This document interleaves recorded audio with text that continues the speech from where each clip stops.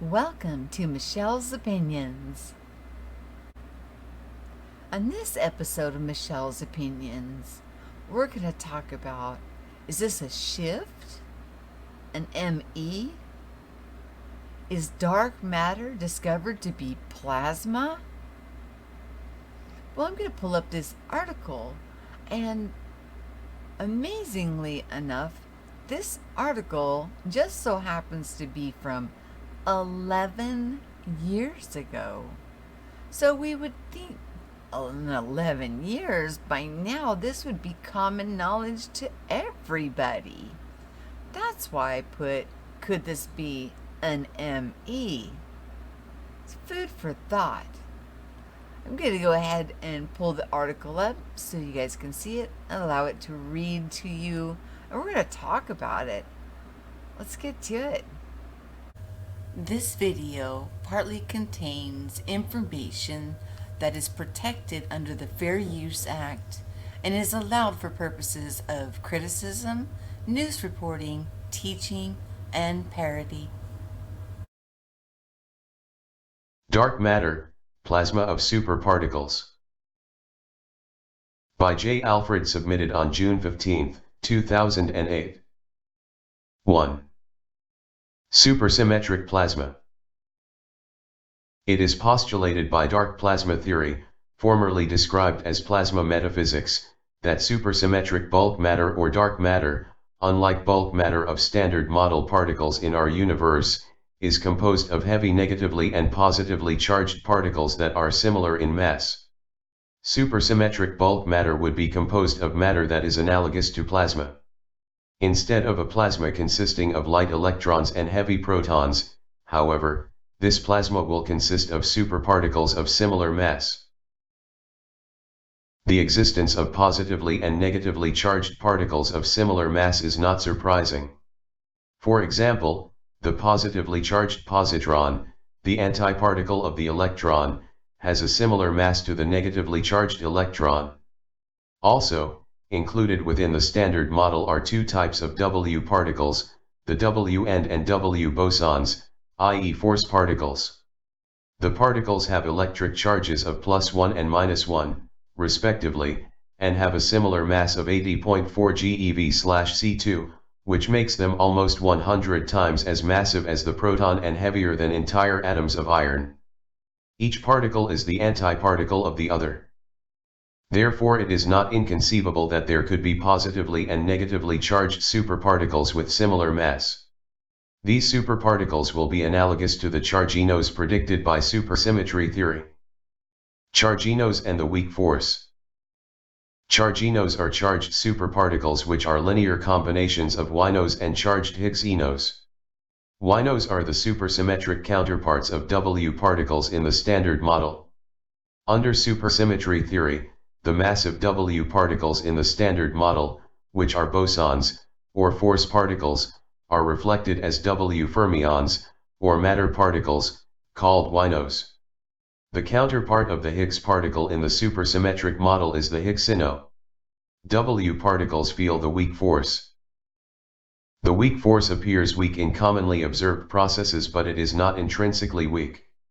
The value of the fine structure constant for the weak force, according to the standard model, is actually larger than for the electromagnetic force.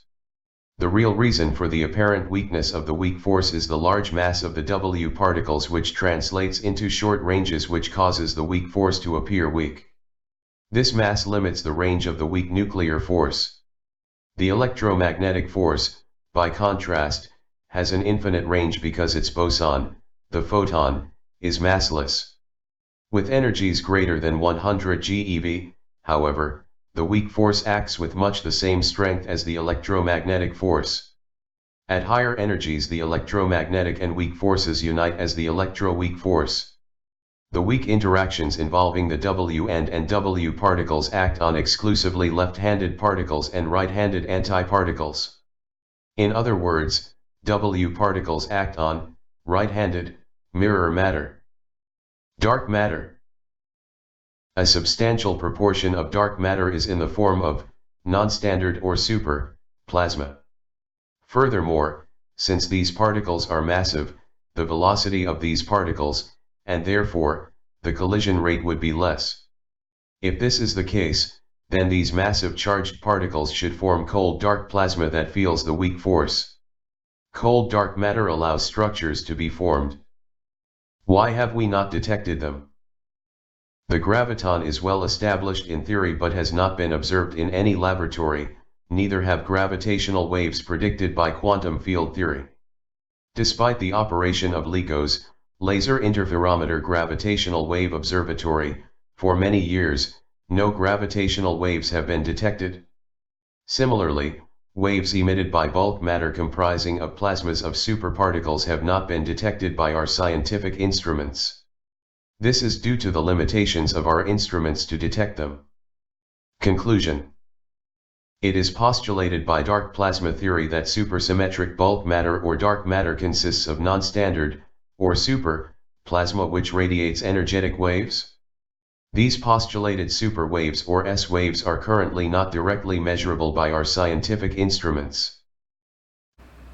Now that we just heard the article that was from 11 years ago, let's jump forward in time to an article that was written in 2018 and see where and how far that we have come with realizing that dark matter actually is not exactly what they thought it was.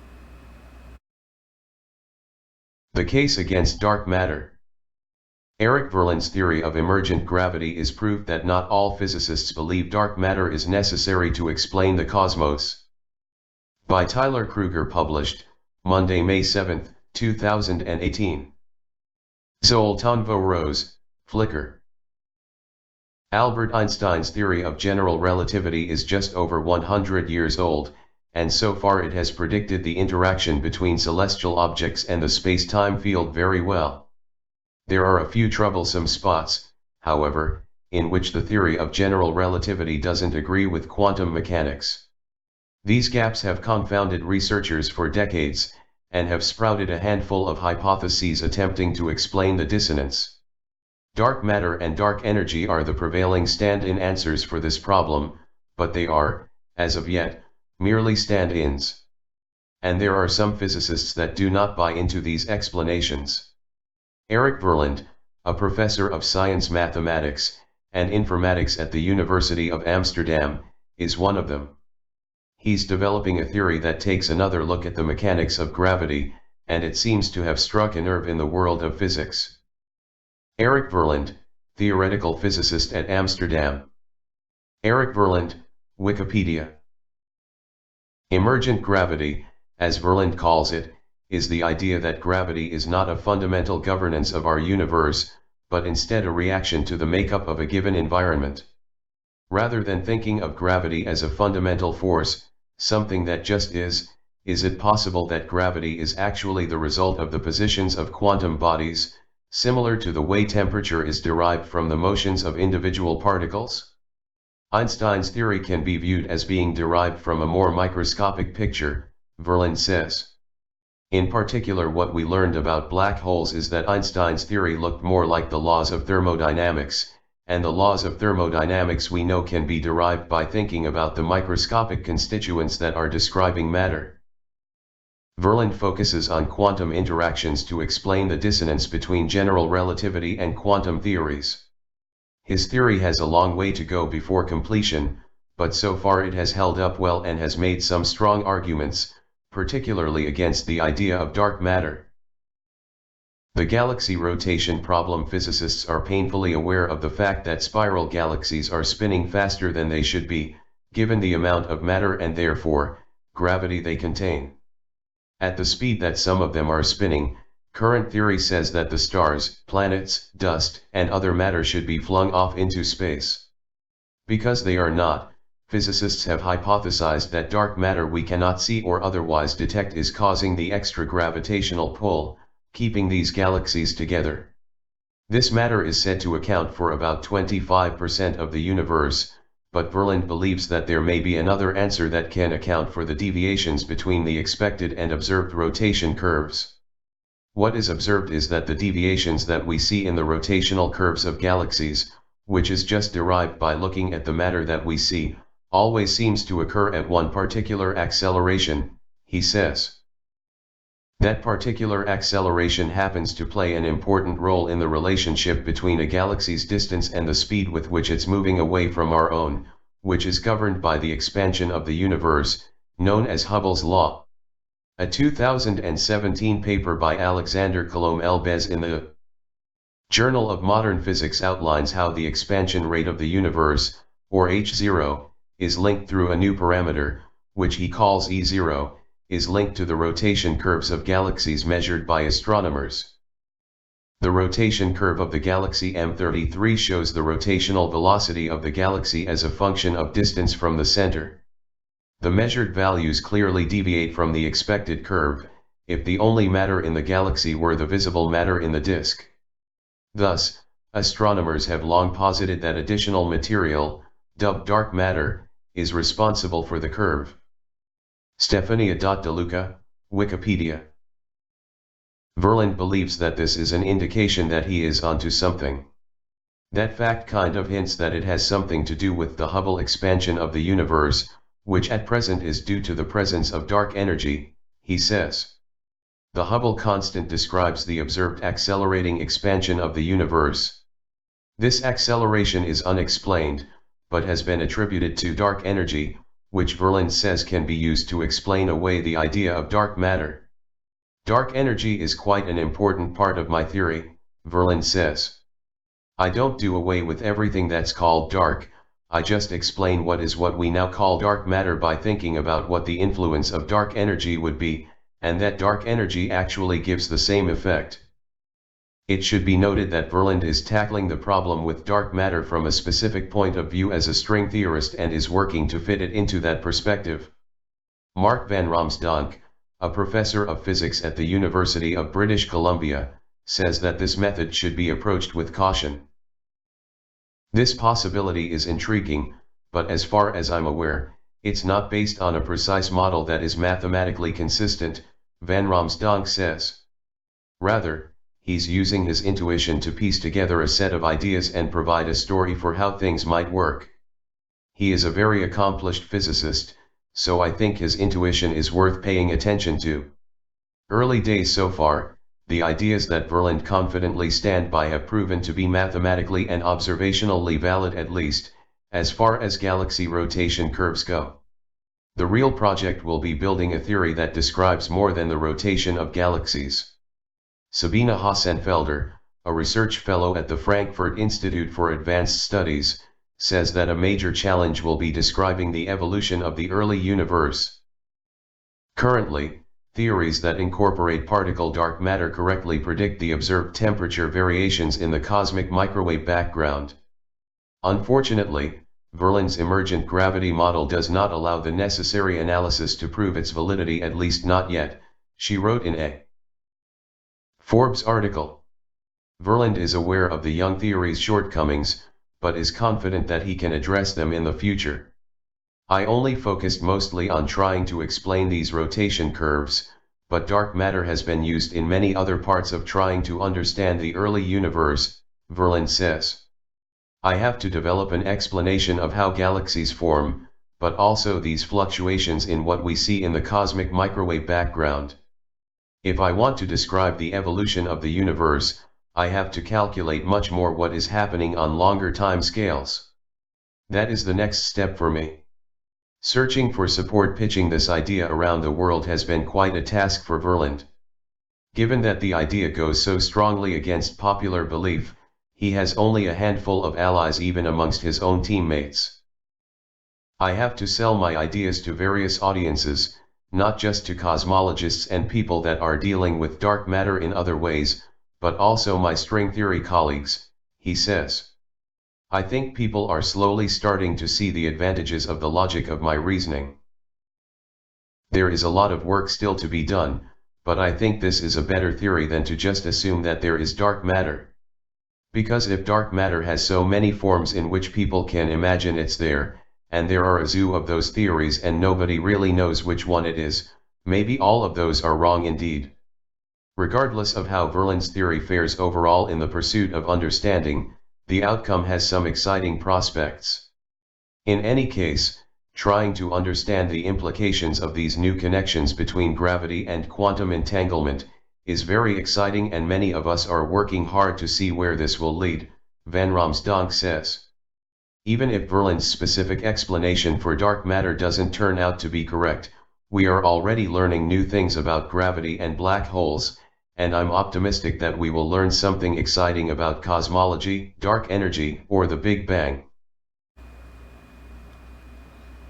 So, it sounds to me like dark matter, just like Einstein's theory of matter, is another thing that is evolving with time, finding out that it is energy, plasma energy. And as we've known, with the yin and yang, there's dark, there's light, but you need both in order for creation. That doesn't mean that within us that we have to have a dark personality and be unkind. We still have to have that universal agape love for one another. It is just the way that nature balances itself.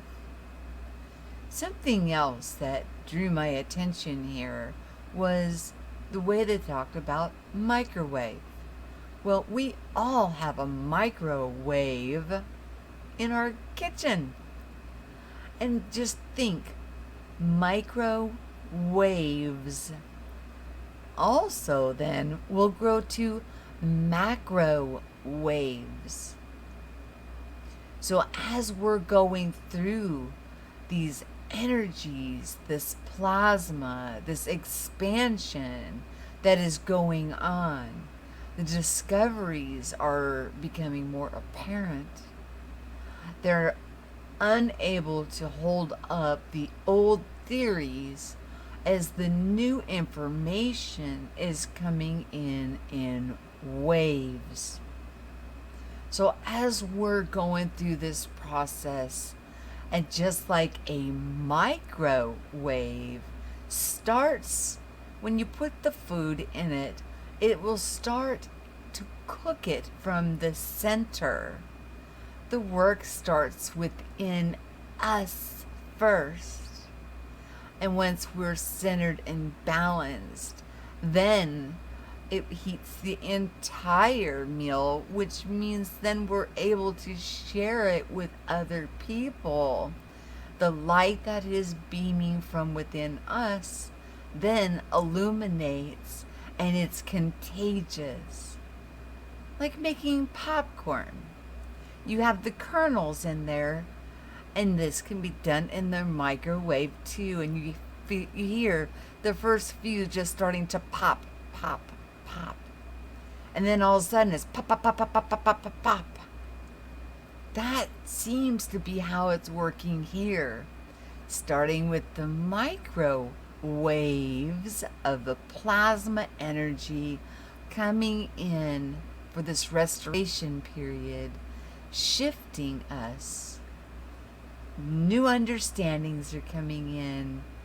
It's just so much is going on. And what a blessing it is to be a part of all of this.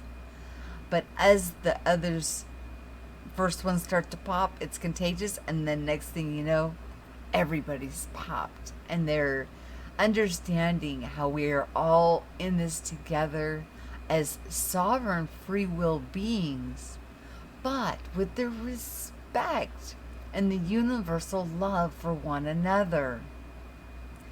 A comment that was made was what drew my interest into looking more into plasma clouds, as many of us are having experiences with plasma orbs, energies that are coming into us. We're feeling it. Some people call them downloads. So much going on. And we're increasing in understanding who and what we are, the abilities and gifts that are within us, and how we're able to help one another. Many people are choosing different mobilities in the spiritual realm because it starts with plasma energy or waves of energy, and then it materializes, not the other way around. The matter doesn't come first before the plasma or energy. The intention and energy is always first, and then matter will come from that, from the actions we take with what we've got coming inside of us. So, with that said, I hope you guys enjoyed this.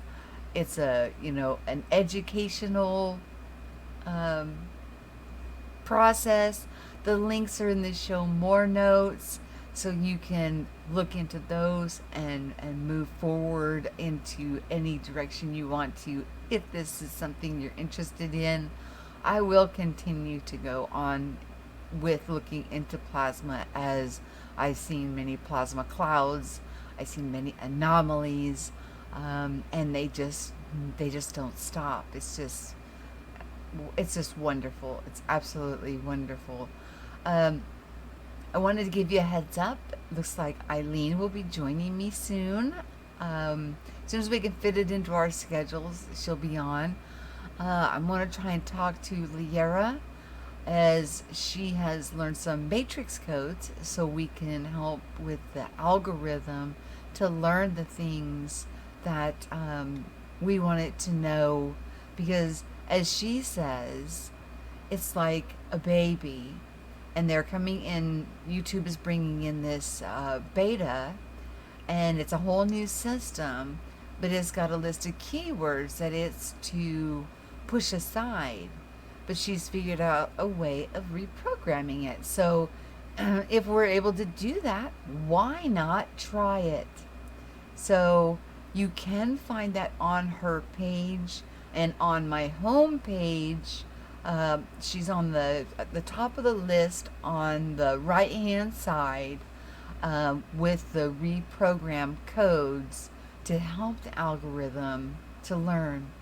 A computer will only be able to respond to what we put into it.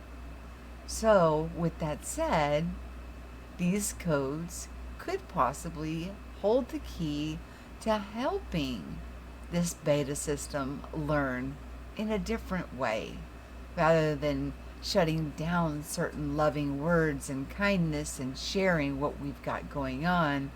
It will then explore it and learn from them and see that it is not harmful for mankind, but actually beneficial. If you want to help support the work, I have a PayPal and Patreon. They're listed in the description box below.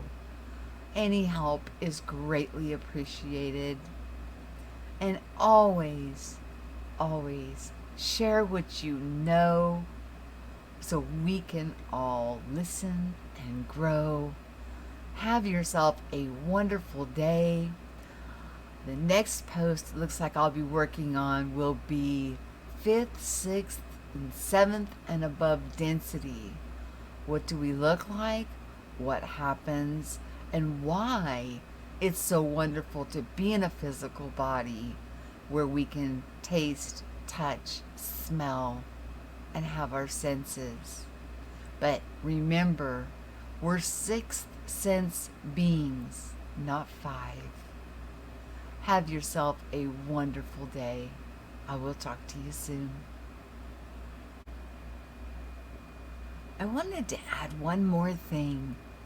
If you have not yet had a chance to look at the photo that was captured while we were all together camping at the Iinks Ranch, please take a look at that. It starts with 5D photo analysis. I was blessed to actually get captures. Well, my husband took the photos, and we got a few photos that are absolutely unexplainable.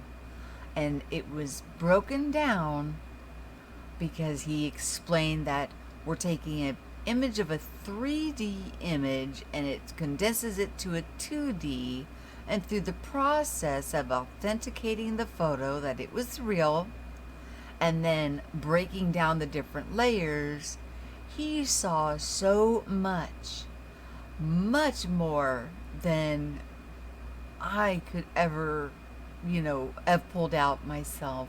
So I appreciate his professional help with breaking down that photo, and it would be, wonderful for you guys to see it and give me your input on it. What are we looking at? And thank you all. I love you. Have yourself a blessed day. I'll see you soon.